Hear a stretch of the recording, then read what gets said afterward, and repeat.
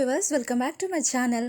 వీడియోని స్టార్ట్ చేసే ముందు నాది ఒక చిన్న రిక్వెస్ట్ అండి. మీరు కనుక ఛానల్ని ఫస్ట్ టైం విజిట్ అయినట్లయితే దయచేసి సబ్స్క్రైబ్ చేసుకొని సపోర్ట్ చేయండి. ఈ కంటెంట్ కనుక మీకు ఇన్ఫర్మేటివ్గా అనిపిస్తే లైక్ చేసి సపోర్ట్ చేయండి. Thank you guys. ఆంధ్రప్రదేశ్కు మరో ముప్పు ముంచుకొస్తుంది. ఉత్తరాంధ్రను పశ్చిమ బంగాళాఖాతం, వాయు బంగాళాఖాతం ఆనుకొని ఉపరితల ఆవర్తనం కొనసాగుతుంది. వాతావరణ శాఖ తెలిపింది. ఈ ప్రభావంతో ఇవాళ పశ్చిమ మధ్య వాయువ్య బంగాళాఖాతంలో అల్పపీడనం ఏర్పడే అవకాశం ఉందని వాతావరణ శాఖ అంచనా వేస్తుంది. అలాగే రాజస్థాన్లో జైసాల్మేర్, రామగుండం, కళింగపట్నం మీదుగా బంగాళాఖాతం వరకు రుతుపవన ద్రోణి విస్తరించి ఉంది. వీటి ప్రభావంతో నేటి నుంచి ఈ నెల 9 వరకు రాష్ట్ర వ్యాప్తంగా విస్తారంగా వర్షాలు కురుస్తాయని అంచనా వేస్తున్నారు. ఈ అల్పపీడనం ఉత్తర వాయువ్యంగా పయనిస్తుందని అంచనా వేస్తున్నారు. ఇది వాయుగుండంగా మారే అవకాశం ఉందని అంటున్నారు. దీనిపై ఒక క్లారిటీ రావాల్సి ఉంది. ఒకవేళ అల్పపీడనం ఏర్పడితే రాష్ట్రంలో కొన్ని జిల్లాల్లో భారీ నుంచి అతి భారీ వర్షం కురిసే అవకాశం ఉందని అంచనా వేస్తున్నారు. దీని ప్రభావం పల్నాడు, ఏలూరు, ఎన్టీఆర్ జిల్లాలకు ఆరెంజ్ అలర్ట్, అల్లూరు సీతారామరాజు జిల్లా, విశాఖపట్నం, అనకాపల్లి, తూర్పుగోదావరి, కాకినాడ, కోనసీమ, పశ్చిమ గోదావరి, కృష్ణా జిల్లాలకు ఎల్లో అలర్ట్ జారీ చేశారు.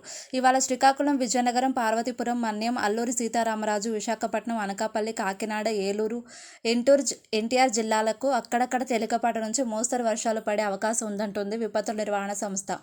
అలాగే డాక్టర్ బిఆర్ అంబేద్కర్ కోనసీమ, తూర్పుగోదావరి, పశ్చిమ గోదావరి, కృష్ణా, గుంటూరు, బాపట్ల, పల్నాడు, తిరుపతి, చిత్తూరు, కర్నూలు, నంద్యాల, అనంతపురం, శ్రీ సత్యసాయి, కడప, అన్నమయ్య, తిరుపతి జిల్లాల్లో అక్కడక్కడ తేలికపాటి వర్షాలు పడే అవకాశం ఉందని అంచనా వేస్తున్నారు.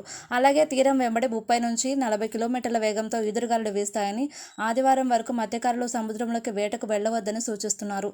బుధవారం అల్లూరి సీతారామరాజు, తూర్పుగోదావరి, కాకినాడ, డాక్టర్ బిఆర్ అంబేద్కర్ కోనసీమ, ఏలూరు, కర్నూలు, కడపతో పాటు పలు జిల్లాల్లో తేలికపాటి నుంచి ఓ మోస్తరు వానలు కురిశాయి.